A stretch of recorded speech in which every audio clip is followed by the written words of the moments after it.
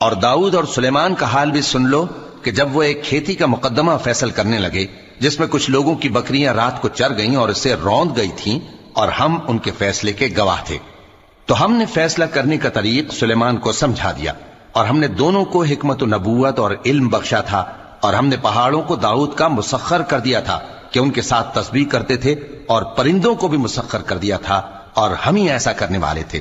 اور ہم نے تمہارے لیے ان کو ایک طرح کا لباس بنانا بھی سکھا دیا تاکہ تم کو لڑائی کے ضرر سے بچائے، پس تم کو شکر گزار ہونا چاہیے۔ اور ہم نے تیز ہوا سلیمان کے تابع فرمان کر دی تھی جو ان کے حکم سے اس ملک میں چلتی تھی جس میں ہم نے برکت دی تھی، یعنی شام کی طرف، اور ہم ہر چیز سے خبردار ہیں۔ اور بڑے بڑے جنات کو بھی ان کے تابع کر دیا تھا کہ ان میں سے بعض ان کے لیے غوطہ خوری کرتے تھے اور اس کے علاوہ اور کام بھی کرتے تھے، اور ہم ان کے نگہبان تھے۔ اور ایوب کو یاد کرو جب انہوں نے اپنے پروردگار سے دعا کی کہ مجھے تکلیف پہنچی ہے اور تو سب سے بڑھ کر رحم کرنے والا ہے، تو ہم نے ان کی دعا قبول کر لی اور جو ان کو تکلیف تھی وہ دور کر دی،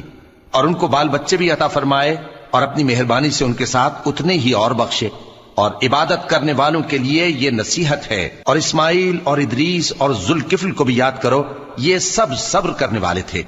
اور ہم نے ان کو اپنی رحمت میں داخل کیا، بلا شبہ وہ نیکوکار تھے۔ اور مچھلی والے پیغمبر یعنی یونس کو یاد کرو جب وہ اپنی قوم سے ناراض ہو کر غصے کی حالت میں چل دیے اور خیال کیا کہ ہم ان پر گرفت نہیں کریں گے، مگر پھر اندھیروں میں اللہ کو پکارنے لگے کہ تیرے سوا کوئی معبود نہیں، تو پاک ہے اور بے شک میں قصوروار ہوں، تو ہم نے ان کی دعا قبول کر لی اور ان کو غم سے نجات بخشی،